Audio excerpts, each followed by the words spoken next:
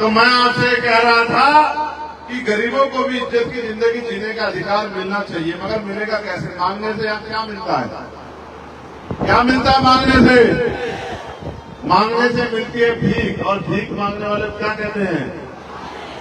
तो कब तक आप इस भीख के चक्कर में पड़ जाओगे? लोकतंत्र में वो शक्ति है कि जो हाथ आपका आज मांगने की तरफ है, अगर वोट से ताकत बना लोगे तो मांगने वाले भी लोगे देश में, देने वाले बन जाओगे। जिस दिन देने वाले बन गए उस दिन आपको गर्मी में तपना नहीं पड़ेगा। बताओ, नौकरी देने की शक्ति किसके पास है? मेरे पास है या सरकार के पास है? बताओ बताओ, रोजगार देने की शक्ति किसके पास है? मेरे पास है, सरकार के पास है? बताओ बताओ, अच्छा हॉस्पिटल बनाने की शक्ति किसके पास है? मेरे पास है, सरकार के पास है? बताओ बताओ, उद्योग धंधे लगाने की शक्ति किसके पास है? मेरे पास है, सरकार के पास है? बताओ बताओ, अच्छे स्कूल खुलवाने की जिम्मेदारी किसके पास है? ताकत किसके पास है? मेरे पास है, सरकार के पास है? बताओ।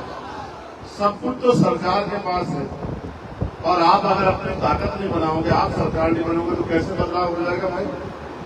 अब मैंने कहा, मेरी बात पे गौर करो, मैंने पार्लियामेंट में कहा कि भारत में बदलाव तब तक नहीं होगा, गौर से सुनना, जब तक इस देश में अच्छी शिक्षा व्यवस्था तब तक नहीं होगी, जब तक प्रधानमंत्री से लेकर और प्रधान का बेटा सरकारी स्कूल में नहीं पढ़ेगा, तब तक इस देश में अच्छी शिक्षा गरीबों को नहीं मिल सकती। जब प्रधानमंत्री से लेके, मुख्यमंत्री से लेके, राष्ट्रपति से लेके, राज्यपाल से लेके, सारे मंत्री, विधायक, सांसद, जिसमें मैं भी, और जितने क्लास 1, क्लास 2, क्लास 3, क्लास 4 के अधिकारी हैं, जितने भी वो नेता हो, अभिनेता, जितने लोग हैं जो सरकारी सुरक्षा लेते हैं, सुविधा लेते हैं, तनख्वाह मिलती है, मानदेय मिलता है, जब तक उनके बच्चे सरकारी स्कूल में नहीं पढ़ेंगे, तब तक इन सरकारी स्कूलों में सुविधा नहीं आने वाली। क्योंकि सुविधा तब आएगी जब एक ही कमरे में क्लास 4 के बच्चे बैठे होंगे, एक बच्चा मुख्यमंत्री जी का होगा, दूसरा बच्चा कलेक्टर साहब का होगा, तीसरा बच्चा एसएसपी महोदय का होगा, चौथा बच्चा सीओ महोदय का होगा, पांचवा बच्चा हमारे जैसे किसान मजदूर के परिवार का होगा, छठा बच्चा सफाई सफाई का काम करने वाले का होगा, और सातवां बच्चा खेतों में मजदूरी करने वाले का होगा। जब तक ये नहीं होगा, तब तक अच्छी शिक्षा नहीं आएगी। जिस दिन ये हो गया, ना मास्टर की कमी होगी, ना स्कूल गिरने वाला होगा, ना पंखों की कमी होगी, ना किताबों की कमी होगी, बेहतर से बेहतर शिक्षा मिलेगी। ये होगा बदलाव। और फिर अच्छा इलाज कब मिलेगा? जब राष्ट्रपति से लेके और गांव में रहने वाले प्रधान के बच्चे का भी इलाज और उनका खुद का इलाज भी सरकारी अस्पतालों में होगा, तब आएगी सरकारी अस्पतालों में सुविधाएं। कैसे? अगर मुख्यमंत्री जी बीमार हो जाएगा तो नहीं करता, हमारे यहाँ अच्छे मुख्यमंत्री बेचारे बीमार हो जाएं, लेकिन क्योंकि ये तो बीमारी आदमी के साथ होती है, मैं उदाहरण के तौर पर कह रहा हूँ, अगर कोई भी नेता बीमार हो जाए और उसको प्राइवेट हॉस्पिटल में ना जाने जाए, सरकारी हॉस्पिटल में लाया जाए, तब उसको पता लगेगा कि सरकारी हॉस्पिटल की स्थिति कैसी है, ना डॉक्टर है, ना दवाई है, ना कुछ है, ना कुछ है। तब जाके बदलाव होगा जब जिलाधिकारी को बीमारी होने पे जिलाधिकारी भी सरकारी अस्पताल में इलाज कराएगा।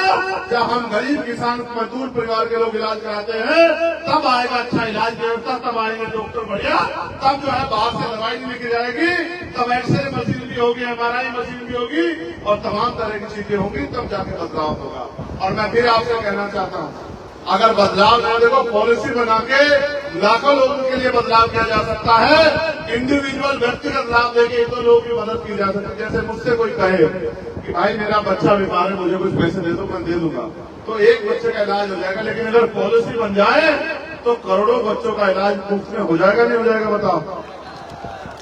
अभी तो मैंने कहा था MBBS MD बनने के लिए करोड़ों रुपए चाहिए जब, लेकिन शिक्षा इस देश में समान हो जाएगी और शिक्षा मुफ्त हो जाएगी, तो किसान का बेटा भी डॉक्टर इंजीनियर बन पाएगा, वकील जज बन पाएगा। जब उनकी जेब नहीं कटेगी, जब उनको जमीन गिरवी नहीं रखनी पड़ेगी, जब उनको कर्ज नहीं लेना पड़ेगा। और मैं फिर आपसे कहना चाहता हूँ साथियों, इसको लागू कराने के लिए शक्ति की जरूरत है, और शक्ति आपके अंगूठे में है। जिस दिन ये शक्ति आपने मेरे साथ खड़ी कर दी, आजाद समाज पार्टी की पॉलिसी के साथ खड़ी कर दी, उस दिन वो दिन दूर नहीं कि पहले उत्तर प्रदेश में और फिर देश में ये होकर रहेगा। इसको कोई होने से रोक नहीं सकता है, क्योंकि अब गरीब जागरूक हो गए हैं, अपने अधिकारों के प्रति सचेत हो गए हैं। आप महसूस करो, और ये बात मीडिया के लोग भी सुन लो, हमने मांग की है कि देश की आजादी के 75 साल हो गए हैं, अब निजी क्षेत्रों में आरक्षण की व्यवस्था होनी चाहिए और SC ST OBC के लोगों को संख्या के आधार पर आरक्षण मिलना चाहिए। बताओ मिलना चाहिए नहीं मिलना चाहिए? इस बात को भी समझो। 2% सरकारी नौकरियां हैं, 98% प्राइवेट सेक्टर है, 2% सरकारी नौकरियों में आरक्षण है और 98% प्राइवेट सेक्टर में आरक्षण नहीं है। 98% प्राइवेट सेक्टर किसका है? सुनो, प्राइवेट सेक्टर में तुमसे कोई पूछ ले, कहे भाई वो क्यों देंगे नौकरी? इसलिए देंगे क्योंकि सरकार प्राइवेट सेक्टर में जो लोग उद्योग लगाते हैं, 1 रुपया लीज पे लाखों बीघे जमीन उनको देती है, हजारों बीघे जमीन देती है, साथ करोड़ों रुपए का लोन उनको देती है बैंक से, साथ करोड़ों रुपए के टैक्स में छूट करती है। ये सारा पैसा हमारी मेहनत की कमाई का होता है। ये जमीनें जनता की होती है। जब ये जमीनें आप उनको देते हो, छूट देते हो, टैक्स में जो छूट देते हो और लोन देते हो, तो जनता का पैसा जब उनको देते हो तो जनता को हिस्सेदारी भी उसमें मिलनी चाहिए। इसलिए मैं कहता हूँ कि निजी क्षेत्रों में आरक्षण की व्यवस्था होनी चाहिए। साथ जब सामान उनकी कंपनियों में जो बनता हम खरीदते हैं, तो जब उनके जो है ग्राहक हम हैं, तो उनके कर्मचारी हम लोग क्यों नहीं हो सकते? सरकार मुझे इस बात का जवाब दे। इसलिए मैं आपसे कहना चाहता हूं कि लड़ाई बड़ी लंबी है, लेकिन लड़नी है। हम तो पार्लियामेंट में जब से हम गए हैं, आप ये जानते हैं, सबकी आवाज उठाते हैं। बीएड के बच्चों की आवाज उठाते हैं कि उनको भर्तियां निकाल के नौकरी दो, बैकलॉग भरा जाए, इसकी आवाज उठाते हैं। और PTC के बच्चों की आवाज उठाते हैं, साथ होमगार्डों की आवाज उठाते हैं, PRD के जवानों का माने जो बड़े उनकी आवाज उठाते हैं। महिला जितनी है हमारी बहनें, आशा हो, आंगनबाड़ी हो, भोजन माता हो, ग्राम सेवक हो, तमाम लोगों की आवाज हम लोग उठाते हैं। बेरोजगार नौजवानों को 5,000 रुपए भत्ता मिले, इसकी आवाज भी हम लोगों ने उठाई। साथ हमने ये भी आवाज उठाई कि महिलाओं को जो पेंशन मिलती है 500 रुपए, वो बढ़ के 5,000 रुपए होनी चाहिए। और भी हमने आवाज उठाई कि गैस के सिलेंडर का दाम 500 रुपए होना चाहिए, इससे ज्यादा नहीं होना चाहिए। बिजली के दाम कम होने चाहिए, बिजली के दाम जो सोने की बिजली के दाम हो गए वो कम होने चाहिए। हम तो लगातार आवाज उठा रहे हैं। और तो और हम अपने पुलिस के भाइयों की भी आवाज उठाते हैं। हमने ये भी कहा कि इनकी ड्यूटी भी 8 घंटे की होनी चाहिए, इनको भी सप्ताह में 1 दिन छुट्टी मिलनी चाहिए। और बॉर्डर स्कीम जो है, बॉर्डर स्कीम का जो नुकसान इनको हो रहा है, जैसे छुट्टी मिली, अब इनकी ड्यूटी अयोध्या में रहने वाले हैं ये बिजनौर के, अभी ये 1 दिन की छुट्टी मिली, सुबह यहाँ से जाएंगे, शाम तक तो बिजनौर पहुंचेंगे और शाम के टाइम उधर चलेंगे तो तब अगले दिन यहाँ पहुंचेंगे। तो हमने कहा कि बॉर्डर स्कीम खत्म करके बराबर के संबंधित जिलों में इनको पोस्टिंग मिलनी चाहिए, क्योंकि ये भी इंसान है, अपने परिवार के बीच में पहुंच जाए। इनके दिन को भी जो है अपने परिवार से मिलने की आजादी होनी चाहिए। ये मांग भी हमने उठाई, लेकिन जैसे हमने मांग उठाई तो भाजपा के लोग सब लोग चिल्लाने लगे, भाई ये राज्य का विषय है, राज्य का विषय है। तो हमने कहा भाई राज्य का विषय भले ही हो, हम तो मॉडर्नाइजेशन की बात कर रहे हैं। हम तो कह रहे हैं कि मॉडर्नाइजेशन पुलिस में होना चाहिए। अब पुलिस में सुधार की जरूरत है, रिफॉर्म की जरूरत है। रिफॉर्म को सेंटर ही करेगी या नहीं करेगी? बताओ।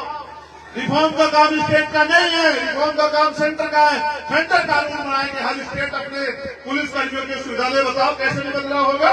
तो हम तो वकील लोग हैं, उनको समझते हैं कैसे क्या करना है। लेकिन मैं आपसे पूछना चाहता हूँ, आप नहीं चाहते कि अब ये परिस्थिति बदलनी चाहिए? जोर से बताओ, चाहते भी चाहते हो? तो भैया चाहने से तभी होगा जब चाहने के साथ आप उस पर काम करना भी शुरू कर दोगे। आपने यहाँ तमाम लोगों को अवसर दिया, तमाम लोगों को आगे बढ़ाया, और जो लोग आगे बढ़े उन्होंने अपने और अपने परिवार को आगे बढ़ाया, लेकिन ये गरीब समाज वहीं का वहीं रह गया। मैं यहाँ के लोगों से कहना चाहता हूँ, देखो नगीना के लोगों ने मेरी बात मानी, तो बताओ नगीना के लोगों को फायदा हुआ नहीं हुआ? और वोट में क्या ताकत है समझते हो? वोट में ताकत है। कल तक हम जहाँ सरकारी दफ्तरों में फिरते थे कि हमारे यहाँ सड़क बनवा दो, हमारे यहाँ बिजली घर बनवा दो, हमारे यहाँ स्कूल बनवा दो, हमारे यहाँ जो है ये गड्ढे भर गए हैं, इनको गड्ढों को बनवा दो, ठीक करवा दो, हमारे यहाँ जो है नल लगवा दो। आज आपकी ताकत से, आपके संघर्ष से आज हम पे वो निधि है कि हमारे एक कलम के साइन होने से कई किलोमीटर की सड़क बन जाएगी और तमाम अधिकारी कर्मचारी हमारी बात को बेचारे जिम्मेदार कर सकते हैं। अगर ऐसी ताकत आप अपने क्षेत्रों में बना लोगे तो बताओ परिवर्तन होगा नहीं होगा? बताओ। तो अब मैं आपसे जो कहना चाहता हूं उसको गौर से सुन लो। अगर परिवर्तन करना चाहते हो तो परिवर्तन के लिए तैयार हो जाओ। बताओ कितने लोग तैयार हैं? ऐसे हाथ खड़ा करके बताओ। ऐसे हाथ खड़ा करने के साथ मुट्ठी भी बंद करनी, जरा इशारे भी समझो। एक हाथ जिसकी मुट्ठी बंद है उसको ये मान लिया जाए कि वो लोग अपनी लड़ाई लड़ने के लिए तैयार है, पीली शर्ट वाले भाई को छोड़ के बस। अच्छा, वकील आदमी हूं, मेरी नजर चारों तरफ रहती है। चलो हाथ नीचे करो। तो अब जो मैं आपसे कह रहा हूं, बताओ उसको पूरा कर दोगे नहीं कर दोगे? तो आज से आपको ये करना है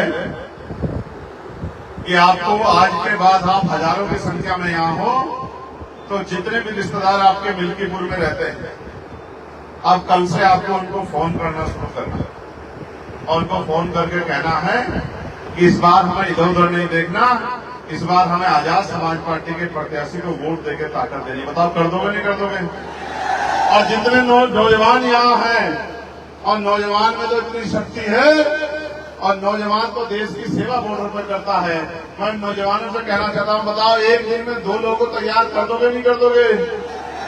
तो आज आप यहाँ हजारों की संख्या में हो, एक दिन में 2 लोगों को तैयार करोगे, मेहनत मजदूरी करके घर चलाने के लिए, रूखी सूखी रोटी खाने के लिए, जो सदियों से चला रहा है, कई कई घंटे काम करते हो, इज्जत की जिंदगी के लिए 1 घंटा लेकर रोज काम करोगे और रोज 2 लोगों को भी तैयार कर दोगे, तो 1 महीने में कम से कम 1 लाख लोग तैयार हो जाएंगे। और जब 1 लाख लोग तैयार होंगे और जिस दिन वोट डलेंगे और आपने आजाद समाज पार्टी का बटन दबा दिया, तो बताओ मैम, असेंबली का जो एमएलए है, जो हमारा मेंबर ऑफ लेजिस्लेटिव असेंबली है, कौन किसकी पार्टी का जीतेगा? बताओ किसकी पार्टी का जीतेगा? बताओ।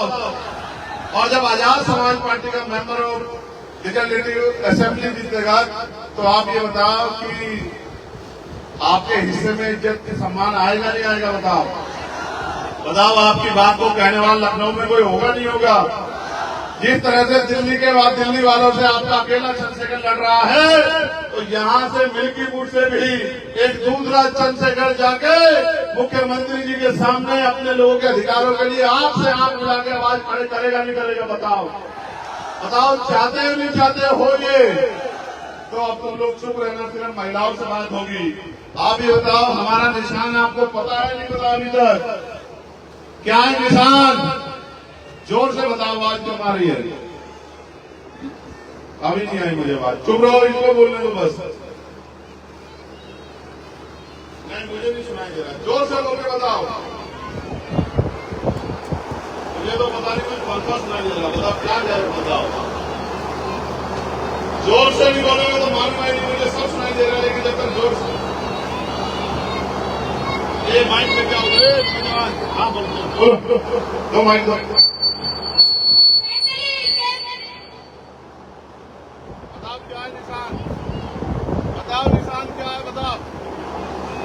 बताओ हमारा निशान क्या है? बताओ। पीछे वालों को तो पूछो, किसी को पता है?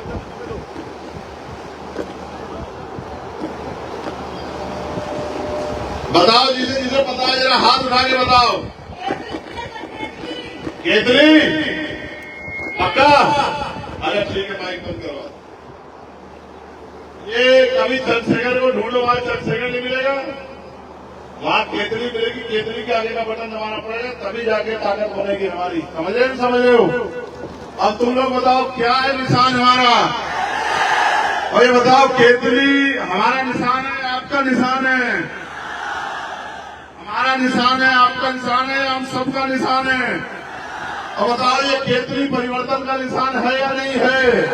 अब बताओ, केतली को ताकत दोगे तो कौन ताकतवर होगा? आप दोनों हाथ उठाओ जो लोग